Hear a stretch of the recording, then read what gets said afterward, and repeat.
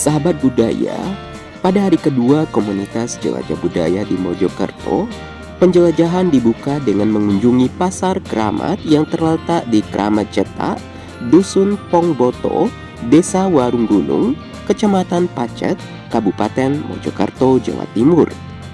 Hadir sebagai ruang temu budaya yang hanya buka pada Minggu Wage dan Minggu Kliwon. Keunikan pasar ini langsung terasa sejak proses transaksi, karena seluruh jual beli menggunakan koin gobok, kepingan bambu bulat yang lebih besar dan tebal dari uang koin biasa, lengkap dengan stempel khusus sebagai penanda nominal. Sebelum berbelanja, pengunjung harus menukarkan uang rupiah di lokasi pasar dengan koin gobok bernilai Rp2.000 hingga Rp20.000. Berada di tengah kebun bambu yang asri, Pasar Kramat menawarkan pengalaman yang jauh dari hiruk-pikuk modern, seolah mengajak siapapun yang datang untuk melangkah mundur dan merasakan suasana pasar rakyat tempo dulu yang penuh dengan makna. Di pasar ini pengunjung dimanjakan dengan beragam makanan, jajanan dan minuman tradisional seperti gulali, serabi, lupis, gatot, dawet, bubur hingga horok-horok, serta hidangan berat seperti soto, gudeg, dan pecel. Minuman jamu dan kopi tradisional pun siap melengkapi pengalaman jelajah rasa. Seluruh sajian disuguhkan dengan alas daun pisang, daun mangkokan, atau piring anyaman bambu, memperkuat nuansa alami dan ramah lingkungan. Tak hanya kuliner, tersedia pula mainan tradisional, kerajinan tangan, serta permainan ketangkasan untuk anak-anak. Suasana semakin hidup dengan pertunjukan seni budaya di panggung terbuka di sisi timur. Ditemani bangku-bangku panjang dari bambu utuh, para pengunjung dapat menikmati berbagai jenis pertunjukan budaya.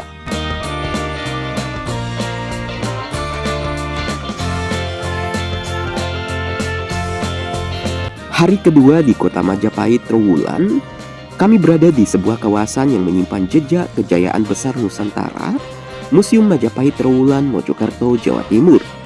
Disinilah kepingan-kepingan sejarah Kerajaan Majapahit dirawat, disusun, dan diceritakan kembali lintas generasi. Kegiatan jelajah budaya kali ini bukan sekedar kunjungan wisata, melainkan sebuah perjalanan untuk membaca masa lalu melalui artefak.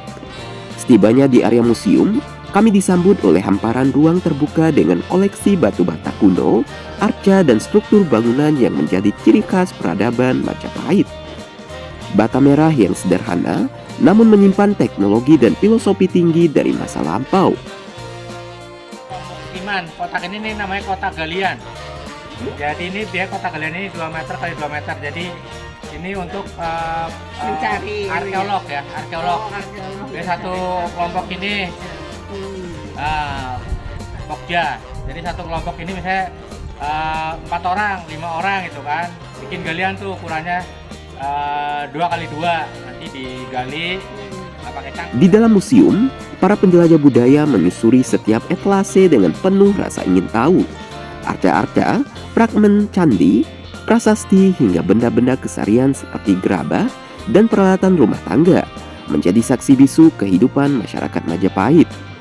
Disinilah kami menyadari bahwa Majapahit bukan hanya tentang kekuasaan politik, tetapi juga tentang tata kota, seni, spiritualitas, dan kehidupan sosial yang maju pada masanya.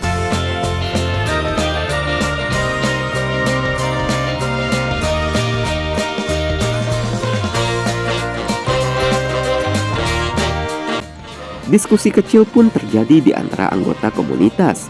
Kami berbagi pengetahuan, mencocokkan temuan arkeologis dengan sumber sejarah, dan merefleksikan bagaimana nilai-nilai masa lalu masih relevan hingga hari ini.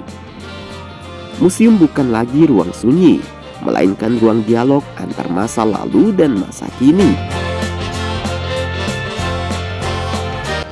Salah satu momen penting dalam jelajah ini adalah saat kami membahas posisi Trowulan sebagai bekas ibu kota Majapahit.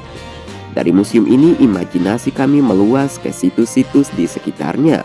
Kolam Segaran, Candi Tikus, hingga Gapura Ringin Lawang membentuk gambaran utuh tentang sebuah kota besar Nusantara abad ke-14. Sekitar Magelang, ya, Jogja, Solo, Jawa Tengah lah ya.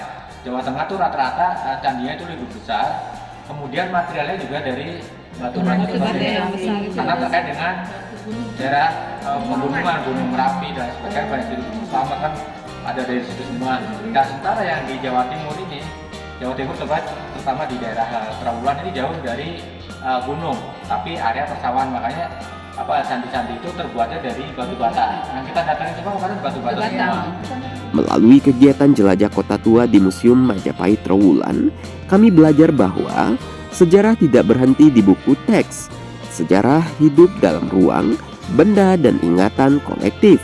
Tugas kita hari ini adalah merawatnya, memahaminya, dan menyampaikannya kembali kepada generasi berikutnya.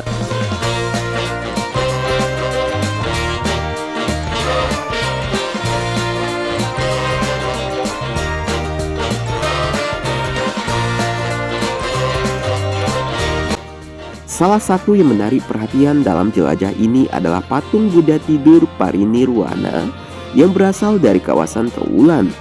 Patung ini menggambarkan Sang Buddha dalam posisi berbaring ke kanan. Simbol momen Parinirwana yakni saat Buddha mencapai pembebasan tertinggi dari siklus kelahiran dan kematian. Kehadiran arca Buddha tidur di Trawulan menunjukkan bahwa pada masa Majapahit, ajaran Buddha masih hidup dan berkembang berdampingan dengan tradisi Hindu, mencerminkan kuatnya nilai toleransi dan sinkretisme keagamaan di Nusantara. Bagi komunitas jelajah budaya, patung ini tidak hanya menjadi objek visual, tetapi juga penanda penting bahwa Majapahit adalah ruang pertemuan berbagai pemikiran spiritual yang membentuk identitas kebudayaan Indonesia hingga kini. Karena mengenal sejarah bukan berarti kembali ke masa lalu, melainkan menemukan arah untuk melangkah ke masa depan. Baik sahabat budaya, untuk mengetahui info mengenai kegiatan-kegiatan KJB berikutnya, jangan lupa untuk terus memantau akun media sosial komunitas jelajah budaya. Dan sampai jumpa di perjalanan budaya berikutnya. Terakhir, kunjungi, lindungi, dan lestarikan.